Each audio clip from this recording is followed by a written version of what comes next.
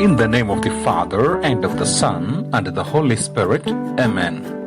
Good morning to you, dear brothers and sisters. Let me bless your day with this gospel meditation. First reading for today's Holy Mass is taken from the book of Acts, chapter 15, verses 22 to 31. And the gospel is taken from the Gospel of St. John, chapter 15, verses 12 to 17. What is the greatest act of love which one can give for the sake of another? Jesus defines friendship, the mutual bond of trust and affection which people choose to have for one another, as the willingness to give totally of oneself, even to the point of laying down one's life for a friend. How is such love possible or even desirable? God made us in love for love. That is our reason for being, our purpose of living, and our goal in dying. Scripture tells us that God is love, and everything He does flows from His immense love for us. He loved us so much, far beyond what we could ever expect or deserve, that He was willing to pay any price to redeem us from our slavery to sin and death. That is why the Father sent us His beloved Son Jesus, who gave up His life as the atoning sacrifice for our sins. In this great exchange, the Father giving up His Son to death on the cross in order to give us abundant, everlasting life and adopt us as His beloved sons and daughters in Christ. Jesus calls His disciples His personal friends.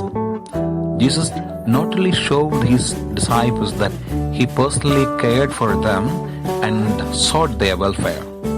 He personally enjoyed their company and wanted to be with them in a close and intimate relationship.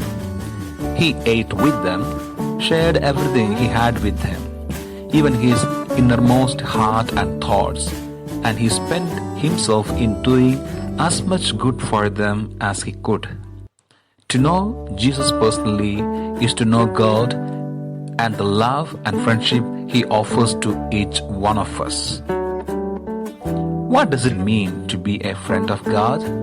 Friendship with the God who is our everlasting Father and with His Son, the Lord Jesus Christ, entails a person a close and a loving relationship and a union of heart, mind, and spirit with one who created us in love for love. Such a relationship with our Father, Creator and Redeemer involves loyalty, respect, and obedience. But it is even more than these, because God has chosen to love us in the same way in which the Father and the Son love and serve each other. A total giving of oneself to the other in a bond of affection, esteem, and joy in each other's company. Jesus gives His followers a new commandment, a new way of love that goes beyond giving only what is required or what we think others might deserve. What is the essence of Jesus' new commandment of love? It is a love to the death, a purifying love that overcomes selfishness, fear, and pride. It is a total giving of oneself for the sake of others. A selfless and self-giving love that is oriented towards putting the welfare of others ahead of myself. Teach us, good Lord, to serve You as You deserve, to give and not to count the cost, to fight and not to heed the wounds, to toil and not to seek for rest, to labor and not to ask for any reward, save that of knowing that we do Your will through Jesus Christ our Lord. And may Almighty God bless you. In the name of the Father, and of the Son, and of the Holy Spirit. Amen.